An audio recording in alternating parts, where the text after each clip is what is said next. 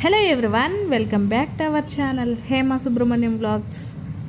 ఎలా ఉన్నారు? నేనైతే చాలా బాగున్నాను, మీరు బాగున్నారు అనుకుంటున్నాను. ఈరోజు వీడియోలో మొత్తం ఇంకా క్లీనింగ్ చేస్తున్నానండి. పండగ ముందు రోజు ఇంకా సంక్రాంతి అంటేనే మొత్తం క్లీన్ చేస్తాం కదా. ఇంకా సొంత ఇల్లు అయినా లేకపోతే రెంట్ ఇల్లు అయినా ఏదైనా సరే ఇంకా క్లీన్ చేసుకోవాలి కాబట్టి నేనంతా క్లీన్ చేసి ఈరోజు నా బ్రేక్ఫాస్ట్ వచ్చి వాటర్ మిలాన్. ఎంత ఎర్రగా కనబడుతున్నాయి చూడండి. ఇది తీసుకొని తిందాం. ఎలా ఉన్నా కూడా సరే ఫస్ట్ తినాలండి. మనకి ఎనర్జీ ఉంటేనే వేరే పనులన్నీ చేయగలుగుతాం. ఎనర్జీ లేకపోతే అసలు ఏ పని చేయలేము. సూపర్ ఉంది అసలు. బాడీలో వాటర్ కంటెంట్ తగ్గిపోయినప్పుడు ఇట్లా వాటర్ మిలాన్ కానీ లేక ఆరెంజ్, కోకోనట్ వాటర్ ఇలా ఇవి తాగామనుకో, తీసుకున్నామనుకో బాడీకి డీహైడ్రేషన్ అవుతుంది. సూపర్ ఉంది అసలు. ఇంకా సంక్రాంతి పండ్లు అంటే మామూలుగా ఉండదు కదా, ఫుల్ ఎనర్జీ కావాలి. నా బ్రేక్ఫాస్ట్ అయితే వాటర్ మిలన్. ఈరోజు బ్రేక్ఫాస్ట్కి ఇదే కానీ ఇచ్చేస్తున్నాను నేను నైని కదా నైని. ఇంకా నాకు ఇడ్లీ కానీ అది చేసే ఓపిక లేదు కాబట్టి ఫ్రూట్స్ తింటున్నాను. ఇడ్లీ దోశ ఏం లేదు ఈరోజు. బ్రేక్ఫాస్ట్ అయిపోయిన తర్వాత ఇంకా మిగతా ఉండే క్లీనింగ్ అంతా చేస్తున్నానండి.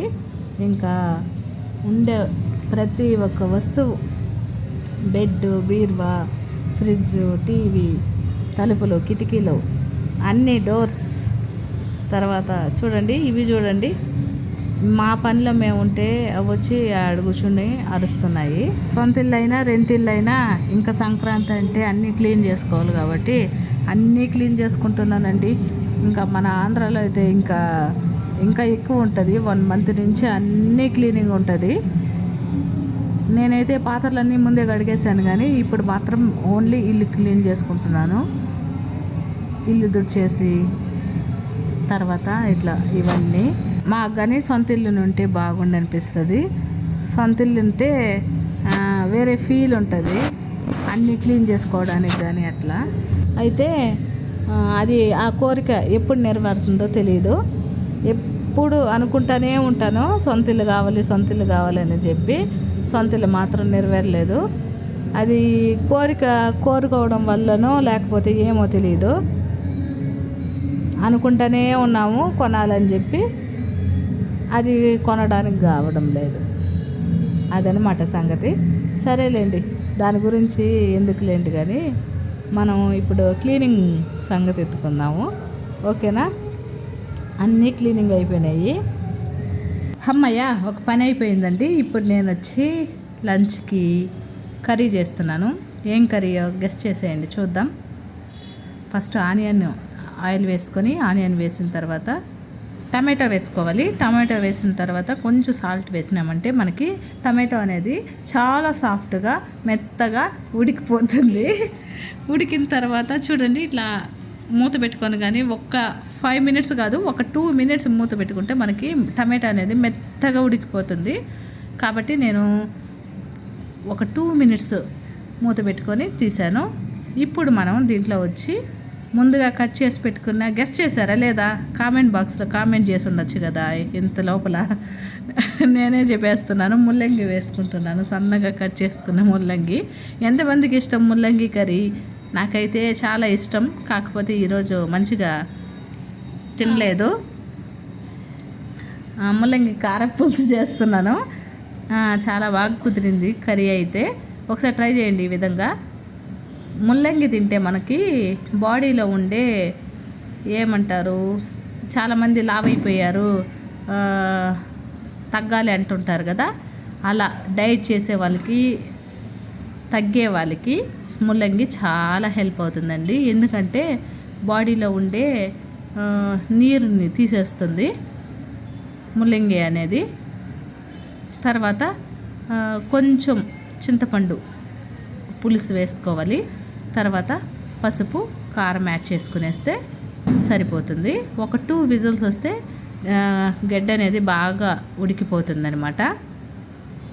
కారపులుసు కాబట్టి ఆల్రెడీ చింతపండు వేసాం కాబట్టి కొంచెం ఎక్కువగానే కారం వేసుకుంటున్నాను.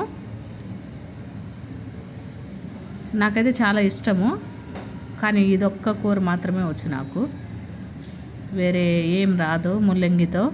ఎవరికైనా ఏదైనా రెసిపీస్ వస్తే నాకు కామెంట్ బాక్స్లో కామెంట్ చేయండి. ముల్లంగితో ఏ రెసిపీ బాగుంటుందో నేను ఒకసారి ట్రై చేస్తాను. ఓకేనా? ఇప్పుడు ఒక 2 విజిల్స్ వచ్చేంత వరకు మనం ఉడికించుకుందాం. ఇంకా మీ సంక్రాంతి పనులన్నీ అయిపోయాయా? సంక్రాంతికి ఊరు వెళ్తున్నారా? తెలంగాణలో ఉండే వాళ్ళందరూ సంక్రాంతికి ఆల్మోస్ట్ మొత్తం ఖాళీ అయిపోతుంది, హైదరాబాద్ మొత్తము. చూడండి, 2 విజిల్స్ వచ్చిన తర్వాత మంచిగా ఉడికిపోయింది. కర్రీ అయితే చాలా బాగుంది. ఎక్కువ వాటర్ ఉండకూడదు, చాలా లైట్గా కొన్నిగా వేసుకోవాలి. ఎందుకంటే ఆల్రెడీ ముల్లంగిలో మనకి వాటర్ కంటెంట్ ఉంటుంది కాబట్టి. నేను ఇంకా లంచ్ ఫినిష్ చేస్తున్నాను. మార్నింగ్ నుంచి కష్టపడినానండి ఆ పని ఈ పని చేసి, అందుకని ఇంకా దీపాలు మొత్తం ఇల్లంతా పూజించుకునేస్తున్నాము. ఇంతటితో మొత్తం పని అయిపోతుంది. నేను పసుపు పెడుతుంటే ఖ్యాతి కుంకుమ పెడుతుంది. ఖ్యాతి కూడా చాలా హెల్ప్ చేసింది నాకు. ఒకదాన్నే చేసుకోలేకపోయాను మొత్తం పని. ఇంకా ఆడపిల్లలు ఉంటే బాగా మంచిగా హెల్ప్ చేస్తారు కాబట్టి ఆడపిల్లలు అనకుండా ఆడపిల్లల్ని మంచిగా చూసుకోండి. ఖ్యాతి చూడండి ఎంత మంచిగా చేస్తుందో పని, చెప్పిన మాట వింటుంది, అన్ని పనులు నాకు హెల్ప్ చేస్తుంది, మంచిగా చదువుకుంటుంది, అన్నిట్లో బాగుంటుంది ఖ్యాతి. నైని కూడా అట్లే ఉంటుంది. ఇంకా రేపు పండగ ఉంది కాబట్టి ఈరోజే నేను దీపాలు కానీ పూజించుకునేస్తున్నాను. ఇంక ఇక్కడ భోగి ఏమి ఉండదండి, నేను మొత్తం ఇంకా ఎక్కడా వేయలేదు, వేయరు కూడా అసలు. కాబట్టి భోగి ఏం వేయము, నార్మల్గా ఇంక పూజించుకునేసాను. మన పండగ కాబట్టి పండగ చేసుకోవాలి కాబట్టి. ఇంకా నైట్కి నేను ఇడ్లీ పెడుతున్నాను. ఇడ్లీ పెట్టాలంటే ఇడ్లీ పాత్రలో పెడితే అది మొత్తం కడగాల్సి వస్తుందని చెప్పి నేను ఒకేసారి ఇలా క్యారీలో పెడుతున్నాను. కానీ క్యారీ అనుకుంటామే కానీ చూడండి, చిన్న క్యారీనే మనం ఇలా ఒకరికి ఇద్దరికి ఇడ్లీ పెట్టుకునేటప్పుడు అంత పెద్ద ఇడ్లీ పాత్ర ఏం పెడతాం చెప్పండి. అందుకని ఇలా కొంచెం వాటర్ వేసుకొని చిన్న క్యారీలో పెట్టుకునేయచ్చు. ఇలా చిన్న క్యారీ అనుకుంటామే కానీ ఒక 10 ఇడ్లీ వరకు వస్తాయి, 2-3 తినచ్చు మంచిగానే. చూడండి, కాకపోతే చూపిస్తాను నేను. చూడండి, ఉడికిపోయింది. ఒక 15 మినిట్స్ సిమ్లో ఉడికించుకున్నామంటే సరిపోతుంది. దీనికి కాంబినేషన్గా నేను పప్పు సాంబార్ చేశాను నైట్కి. మామూలు ఇడ్లీ టైప్ రౌండ్గా రావండి, మనం పీసెస్ లాగా కట్ చేసుకోవాలి దీన్ని. ఉడికిపోయింది మంచిగా. ఎప్పుడన్నా ఇలా చేసుకోవాలన్నప్పుడు ఒకరే ఉన్నప్పుడు ఒక బౌల్లో పెట్టుకొని చేసుకోండి, చాలా యూజ్ అవుతుంది. అలా పెద్ద పాత్ర పెట్టి అట్లా చేసుకునే ఇది ఉండదన్నమాట. చూడండి ఎన్ని పీసెస్ వచ్చాయో, ఇంకా కొన్ని ఉన్నాయి. ఇది నేను నైని ఖ్యాతి 3 తింటున్నాము.